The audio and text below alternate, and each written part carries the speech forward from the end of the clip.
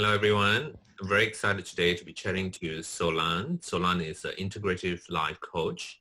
She's also Australian, a second generation Australian. And we're going to talk more about her issue with identity or what she realized about her own identity. Hello, Saulan. Welcome to today's chat. Hi, Shian. Thank you so much for having me here today. You're welcome. Shall we start from way back when you're growing up in the 50s, 60s? In the 50s, actually. Oh, in the 50s. All right. Yeah. Corrected in the 50s. So let's take this conversation back in the 50s when you were growing up in a very, I suppose, I'm guessing it's a very predominantly Anglo society. And being a migrant child at that time, did you thought or in any way feel like you are any different from anyone else, or your neighbors, your school, when you went to school, what the experiences like? Yeah, sure. I think it was the day I walked out of my house when I was 5.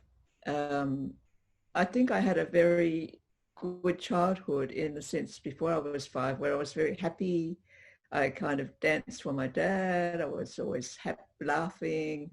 And then going to school, there was this sort of darkness around it for whatever reason. And my mum says that she used to have an umbrella that she used to push me to go to school. And I always had a stomach ache because I hated going to school.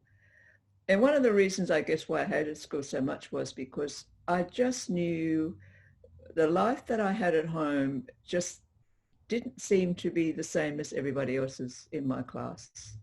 And the reasons why I say that was we talk about, well, what did you do last night, or what did you eat last night? And people was asking me, do you sit on the floor to eat dinner? Or, so something made me feel like there was something different about me from other people. Obviously, you look different and you came from a different culture background. Your language is different. When you go to school and notice that difference, or that difference has been emphasized to you, how did you feel about all that? Yeah, what was quite interesting when I went to school is, it's quite funny now when I think about it, but there were a couple of Chinese boys in my class, and whenever we did dancing or anything where you had to couple up with someone, I was always pushed with the Chinese boys. So that kind of gave me another message that I could only dance with people that looked like me, and that I really shouldn't really mix with anyone else, or there was something wrong that I couldn't dance with everybody else. So I never could quite figure that out, why that was done, why the teachers had that idea. But that's how I felt. It actually ostracized me rather than made me feel more comfortable, which might have been the teacher's intentions. And so that always, again, it just kept building up that there was something not right. And I'd go to visit with my school friends after school, and their house never smelt like ours. There was always pork chops, lamb chops, mashed potato, and I wouldn't know really what that was, even though we did have a mixed upbringing. My mum was first generation, so we had a lot of roast and things like that, but limited. My dad was the cook quite a bit. We'd have really very typical Chinese soups, all the herbs in our kitchen, a chopper. We had 2 double woks in our house, so our house was very geared, very Chinese, typical of Chinese. And also because my father came in the 40s, and he never went back, all my cultural beliefs, and we were brought up as Confucius, really, because my dad had all those beliefs and they never changed. Even if, people from overseas even now say to me, I'm like their great-great-great-grandmother because the beliefs that I think and feel inside me, because that's what I was brought up with. So did you question yourself though? Did you feel like I'm Chinese or I'm Australian? Or did you think I'm a Chinese? Nowadays people are able to identify themselves as Australian Chinese or Australian from Australian Italian, Australian Greek. I just assume that when growing up in the 50s, there's no such, we're not so clear with the definition. So did Yes. you identify yourself more as a Chinese, or did you identify yourself as an Australian? Even today, even though I think there's a lot of media that encourage people to say, I'm Australian, whether regardless of what you look like or where you were born, if you live in Australia and you've got an Australian, but I have never been able to do that. I'm always Australian born Chinese. And I introduce myself, my ethnicity, my identity, my self-identity is very much about China, being Chinese. Yeah, even though I don't speak Chinese, my values, my beliefs, my connections are always very Chinese. And I know recently when I've been in the last, say, 5 years, I've been to Chinese Masonic Hall where my dad used to go, and I'd learn Tai Chi or Qi Kung. They would even speak to me, and my Cantonese is not good, which is my home language, but we had mixed because my mum spoke English and she used to converse with my dad, and we had very limited. I could ask my dad, I need some money in Chinese and I'm going out, but that's about all. But when I've been to these Chinese events, they would often say to me, you're not Chinese, you're in Cantonese, they would say I was fake. So it kind of highlighted the 2 feet in both camps, so to speak. At school, I could look and I never looked like them, and I knew it took me. I never really got over it at school, and I think even when I got married, I was starting to educate my children to let them know that they were really Chinese. Their father was from Singapore, Chinese from Singapore, and very well educated, went to University of New South Wales. So they were much more clearer perhaps about that they were Chinese, and I was very clear about that. Whereas my parents were saying, no, it's okay, you'll be fine. But I was never fine. And I always had this anxiety about, who am I being with? How are people perceiving me? I've learned a lot on that journey now because I know that, it's all internalized. It's really about what you think of yourself. But I just didn't have the self-esteem to believe myself and trust myself, who I really, truly wanted to be. So I was constantly in conflict. And I think that's the hardest pain that I never wanted anyone to go through. So that's why I worked in childcare, and I used to work with multicultural programming to ensure that children were aware of their identity and very proud about who you want to be, whether you choose to be more Anglo or Western or whatever your beliefs are, but whatever you choose is okay. It sounds like you had a difficult schooling period. What were your experiences like? Well, what was interesting there too, I went to Renwick Girls High School, and there was quite a mixture of cultures, and a lot of overseas students came as school age children, but there were groups, and there wasn't really an ABC Australian born Chinese group, but there were Hong Kong groups, there were Malaysian Chinese, and of course I looked like them. But if I tried to join them, my Chinese wasn't good enough, or I still didn't have the background, the cultural background that they had, because they came from Singapore, they came from Malaysia, or they came from Hong Kong. Whereas my upbringing was kind of still a bit Western and a bit Chinese, But in time, I learned to value that I was just a very lucky person. But it took a long journey for me to realize that I was always in that anxious and conflict. All I can feel is like tightness of that conflict of trying to prove who I was. This is the only country I'm asked where I'm from. Any other country I go to, I usually look like them for whatever reason. I can be Thai, I can be Spanish, I can be anything else, but I was even in Paris. I lived there for a year and a half. Nobody asked me. I went to Cuba. Nobody asked me. They thought I was Cuban. I went with an El Salvadorian, and they thought that, she got more questions asked than I did. So it's really interesting how people perceive you before you even speak. And so perception is really quite a big thing about identity for me. So we had a chat earlier, a quick brief chat earlier, and you mentioned that you left school at the age of 15 years old. Did you Yeah. leave because of this personal conflict inside? You're trying to find your own identity, not belonging to any group in school. Does that contribute to you leaving early at young age of 15 years old? I considered myself to be quite dumb because I hadn't got to school for many days. I just made enough days to get my school certificate. And that was only because I had a very kind teacher one day, my role teacher, who said to me, I've noticed, you've had a lot of absent days. Are you okay? And I said to her, I actually have trouble getting up and coming to school because I really don't like school. And she said to me, the best words I heard really was, just come whenever you can.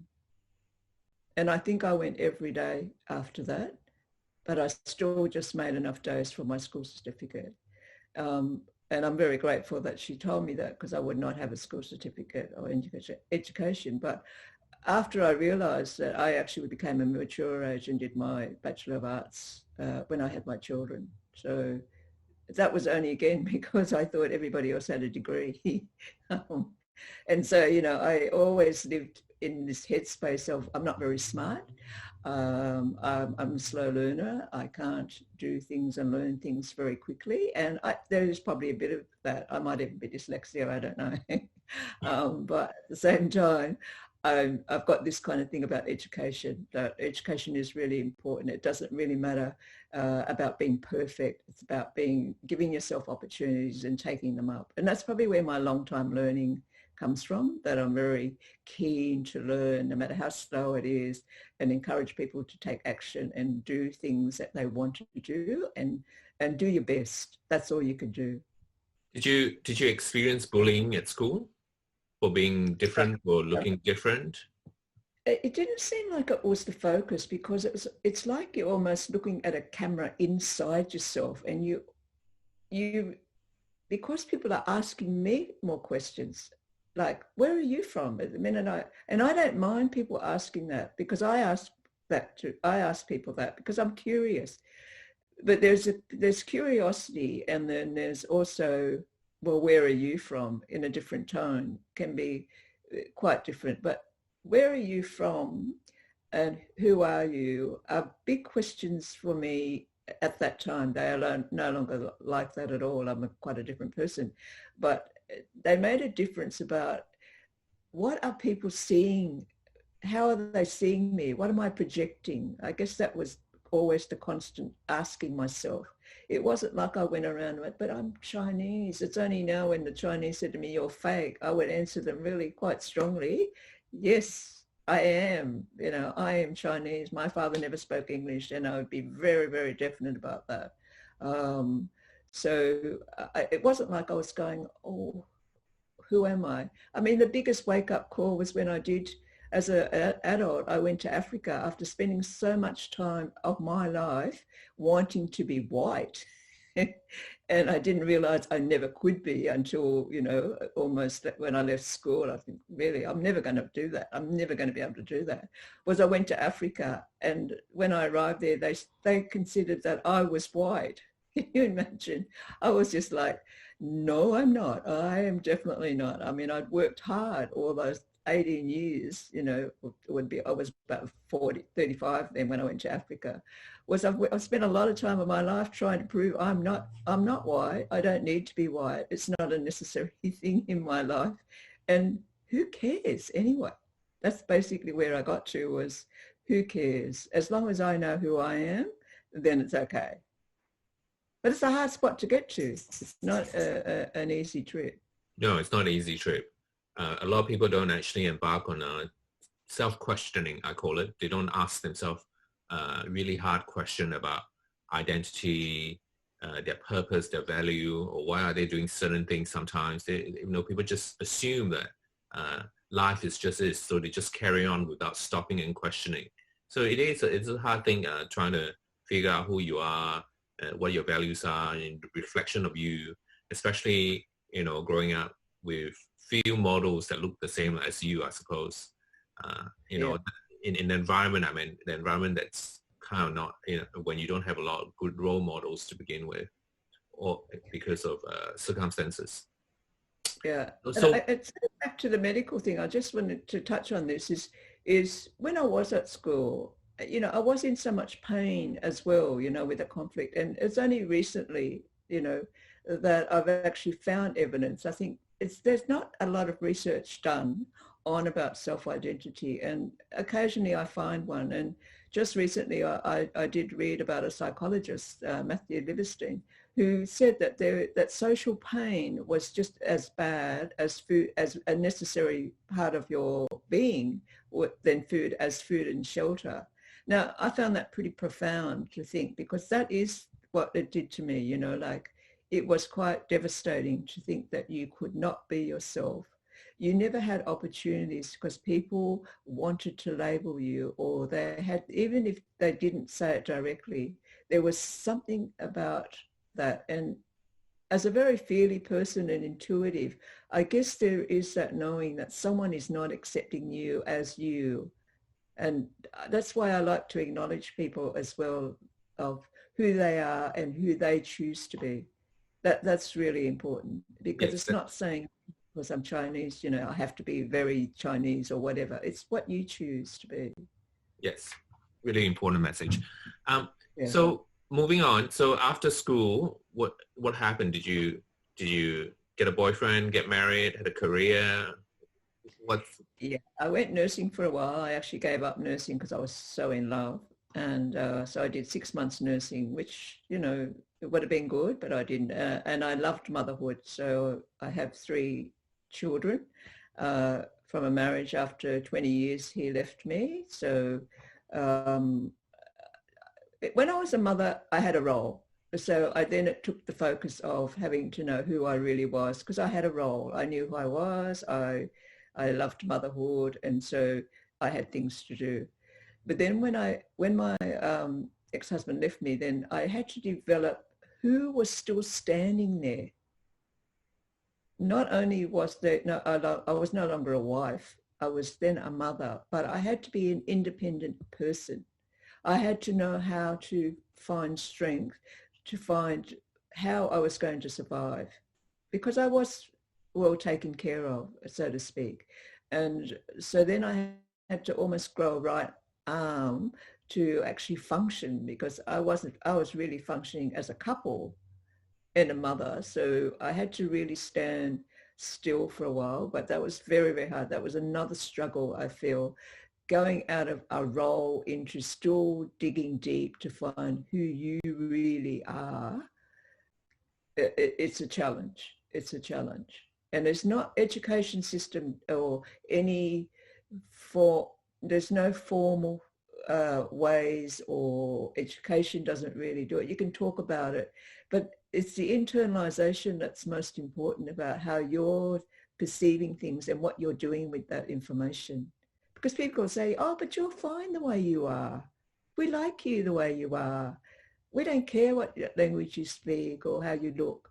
But they do, because they're asking you questions. Or that's how I felt, like I was completely being questioned. And I didn't, yeah, that was a difficult situation, to be always in doubt about who you were, even if you felt like you were quite comfortable, but I wasn't. That, I guess that's what it is. It's not that you just really weren't that comfortable with yourself. Mentioned earlier that you had a role, being married, your wife, and a mother. So Mm. how was that role important to you, and how did that role make you feel at that time? I think the role is about purpose, that I had a purpose. I had 3 children to bring up. And so uh, I was educating myself. I mean, I think you learn the most from your children anyway. And they certainly tell you things that you probably don't know about yourself as well. But yeah, I think education, self-education about um, because I did a lot of things then. I actually was a counsellor with nursing mothers. I put all my efforts into learning new skills constantly. I used to teach English to people at home.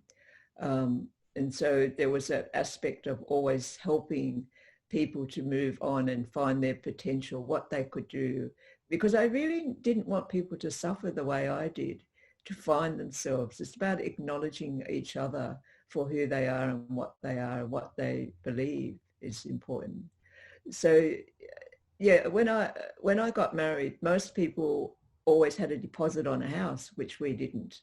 So we were still a little bit odd even as a couple because we didn't set up all those things, but we did travel quite a bit. My ex-husband was a school teacher, so we lived on Christmas Island. We went to Darwin, always trying to make our fortune so we could buy our own house, but that never happened. And so that's very much the reason why I live in the moment as well, because I we used to have conversations, what will it be like when we have grandchildren, and, what are we going to do? But you know what? That never happened. And so I learned to live in the moment. And another lesson I really, truly learned from my divorce was that you need to just accept how things are in that time, because you make decisions about how you want it to be. And they may not make any sense to you in the future, but for that moment, that's the decision you make. And so that really wasn't my point, but it will come to me again, what the other thing I was going to say to you. I can remember now what it was.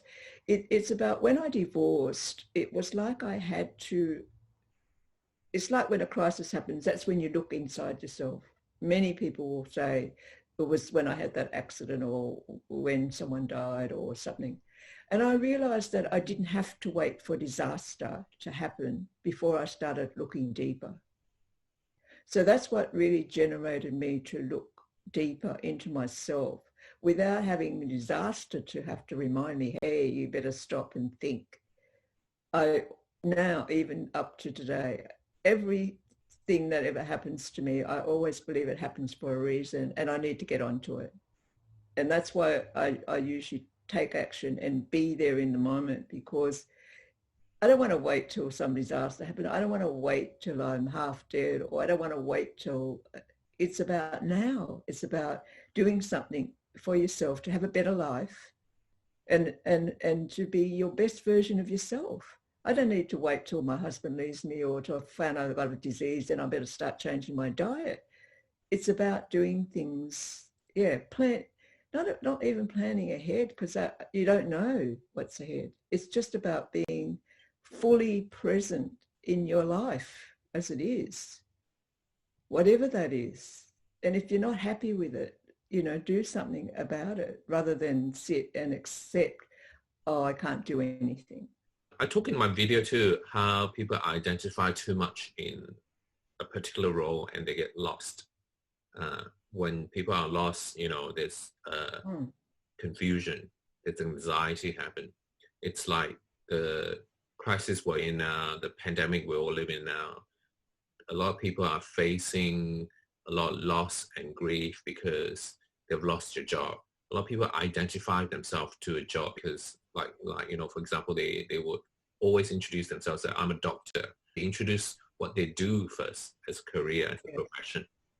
After you divorce, how did you find yourself? Like, how did you go back to the core you, so to speak? Was there any advice that you can give to people on your personal journey on finding yourself? I was always a community worker, so I was often helping people, and I decided that there was going to be a limit to how much I could do as a community worker, and that I should start to think about something I could do. And I suppose I was looking for another role in a way, in that sense. So I went to do holistic counseling, and my first day in my session was we were doing some meditation, and it's a little bit woo-woo for some people, but it's very deep stuff in the end.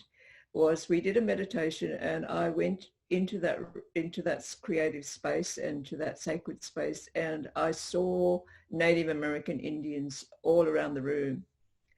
And to sort of cut the story short, it was basically, it came to me that in my past life, I was a Native American Indian, and I was left here on this planet Earth at this paradigm, I guess it is. It's really a platform where I was left to find peace, give peace and happiness and peace and harmony to everyone, and to look after the earth.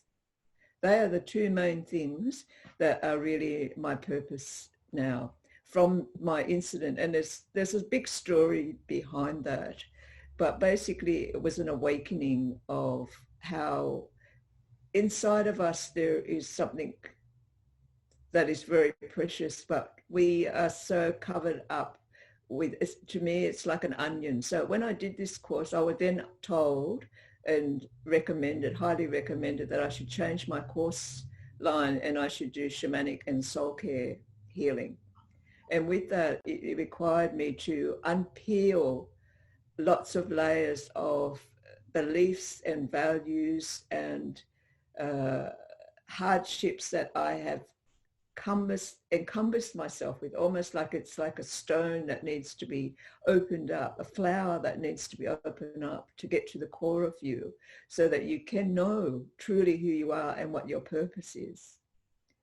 Yeah, there's much more to say about the past life and what you carry with you. I'm not saying that everyone would have to learn their core being like that, but you certainly have to start peeling some of the onion, to get to the true meaning of what you want to do.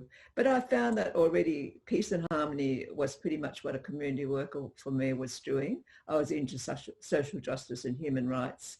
I was very much about unfairness, and I'm very much into nature. So they were already there, but it just gave it a much crisper and reason what my role was in that. Yeah, as a person on this planet, really. But on saying that, I truly do believe that's what we are all here on Earth for, is to find ourselves so that we can be our authentic self, and that we can truly be contribute to the planet as we need to. And we've lost our way. I think we've lost our way.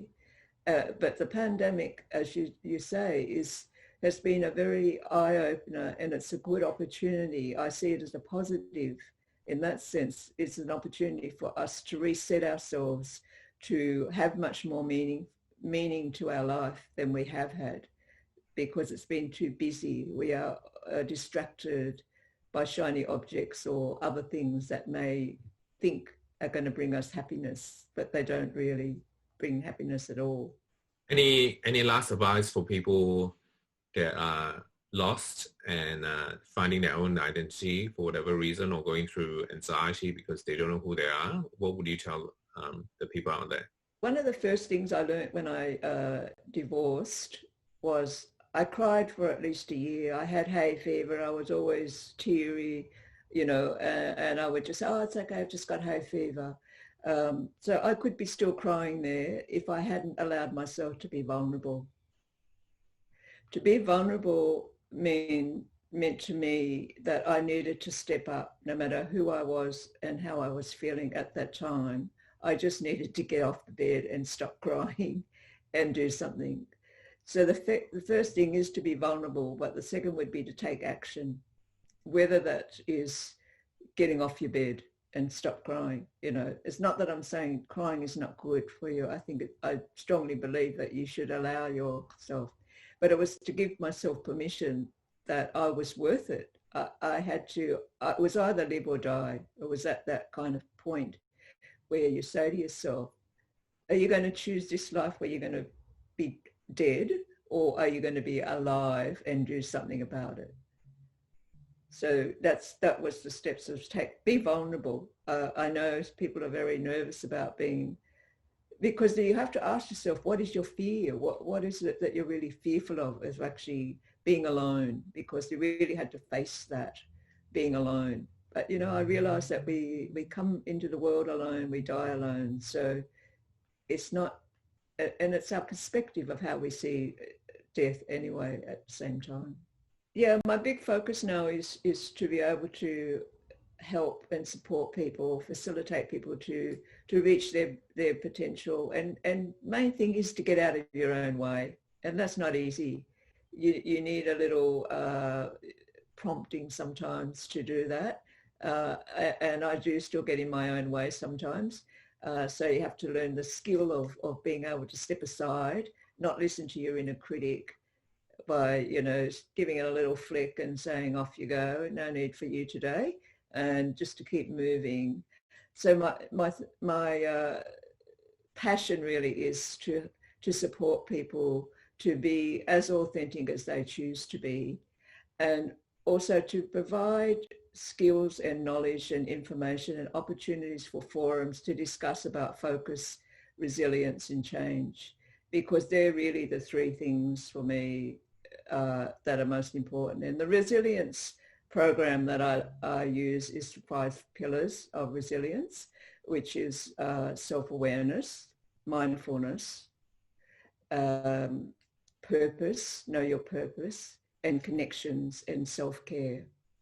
They're the 5 pillars that I would basically have always focused on, and the idea is to kind of keep them as balanced as you can, making them pretty, you know, if you can work on those things, you will become more resilient and definitely focused. You can get your life to be more productive and live a happier and peace and harmony with yourself more than anything, if not with others as well, which is a bonus. Yes, fantastic. So how can people contact you? I have a Facebook page, which I'm on very regularly, so I'd love you to come and join us on there. It's called Authentic Conscious Living, Saulan's Authentic Conscious Living at Lighthouse. And my website is Authentic Conscious Living, which shows you some of the modalities that I also use with the soul care, shamanic healing. And the other one is just at the Circle. It's a private group with Facebook. It's called the Authentic Conscious Circle. I'd love you to come along and join that, because I'm really wanting people in that group to they're willing, they're wanting to get deeper into themselves, and so trying to get some more tools. So I'm wanting to do the Native American drum soon, because that's the closest thing to the heartbeat, and that's what reminds us that we are human beings and that we need to live as peacefully and as harmonious as we can together. Thank you, Saulan, for a very insightful knowledge on your personal journey on identity. Thank you for your time today. Thank you for the chat. Thank you so much. Thank you so much for the opportunity, because I think we don't have enough of these conversations, and so it's great to be able to share this with everyone. So I hope you all enjoy it, and that any tips, and love to see you around on my pages. Thanks for listening. Bye for now.